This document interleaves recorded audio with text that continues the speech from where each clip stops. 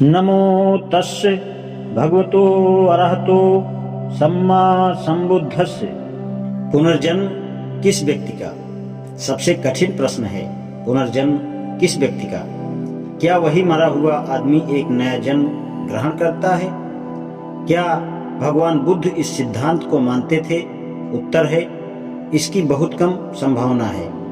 यदि मृत आदमी की देह के सभी भौतिक अंश पुनः नए सिरे से मिलकर एक नए शरीर का निर्माण कर सकें, तभी उस आदमी के पुनर्जन्म की संभावना हो सकती है। यदि भिन्न भिन्न मृत शरीरों के अंशों के मेल से एक नया शरीर बनता है तो यह पुनर्जन्म है, लेकिन यह उसी आदमी का पुनर्जन्म नहीं हुआ।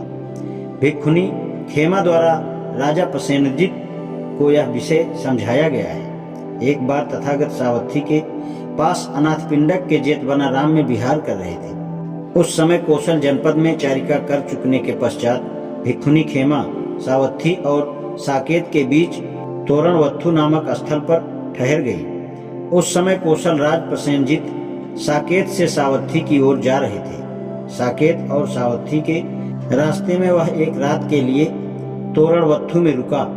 कौशल राज प्रसेनजित ने एक आदमी को बुलाकर कहा, अरे भले आदमी, किसी श्रमण अथवा ब्राह्मण का पता लगा जिससे हम आज के दिन संगति वार्ता कर सके। उस आदमी ने उत्तर दिया, महाराज बहुत अच्छा।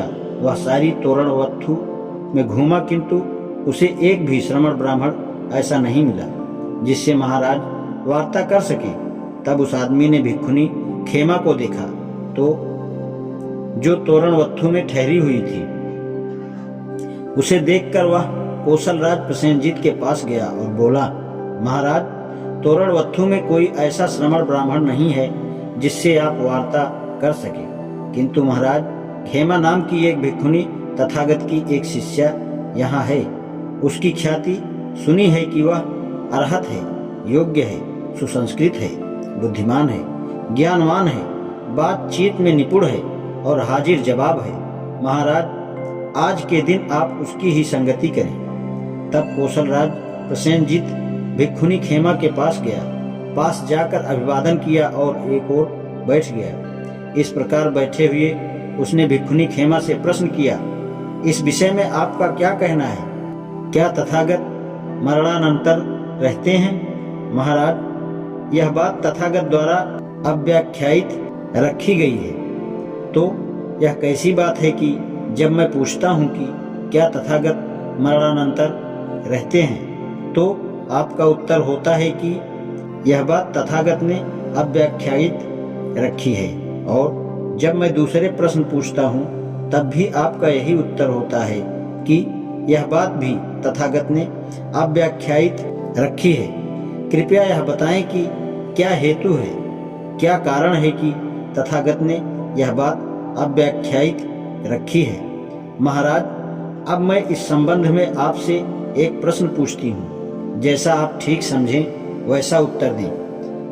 अब आप क्या कहते हैं? क्या आपके पास कोई गणक, कोई गणना करने का यंत्र है, कोई हिसाब लगाकर बता सकने वाला है जो गंगा में बालू की गणना करके बता सके कि इसमें 100, इतने हजार या इतने लाख बालू के कण हैं? वास्तव में नहीं। तो क्या आपके पास कोई ऐसा गणक है जो ऐसा हिसाब लगाकर बता सकने वाला हो, जो विशाल समुद्र के जल को मापकर यह बता सके कि समुद्र में इतने गैलन जल है, इतने 100 गैलन जल है, इतने 1000 गैलन जल है या इतने लाख गैलन जल है? वास्तव में नहीं। ऐसा कैसे है? समुद्र विशाल है, बहुत गहरा है, इसके तल की सीमा नहीं है, इसकी कोई थाह नहीं है।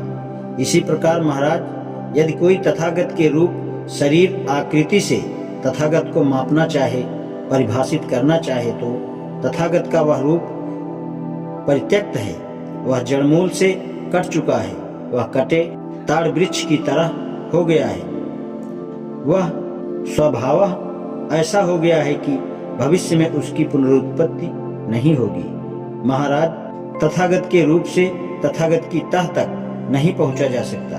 तथागत गहन गंभीर हैं, तथागत असीम हैं और समुद्र की तरह ही उनकी तह पर नहीं पहुंचा जा सकता। इसलिए यह भी नहीं कहा जा सकता कि तथागत मरणांतर रहते हैं। यह भी नहीं कहा जा सकता कि तथागत रहते भी हैं और नहीं भी रहते।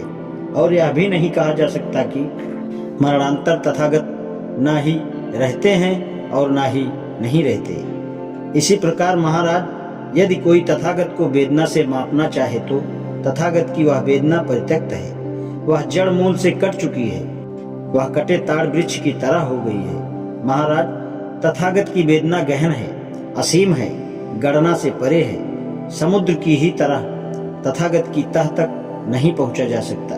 इसलिए यह भी नहीं कहा जा सकता कि तथागत मरणांतर रहते हैं, नहीं रहते। इसी प्रकार महाराज, यदि कोई तथागत की संज्ञा से, तथागत के संस्कारों से, तथागत के विज्ञान से तथागत को मापना चाहे तो तथागत का वह विज्ञान परित्यक्त है, वह जड़ मूल से कट चुका है, वह कटे ताड़ वृक्ष की तरह हो गया है और समुद्र की तरह उनकी तह तक नहीं पहुंचा जा सकता। इसलिए यह भी नहीं कहा जा सकता कि तथागत मरणांतर रहते हैं या नहीं रहते। तब राजा प्रसेनजित भिक्खुनी खेमा के शब्दों से प्रसन्न हुए, आनंदित हुए। वह अपने स्थान से उठे, उनका अभिवादन किया और चले गए। आज इतना ही। नमो बुद्धाय।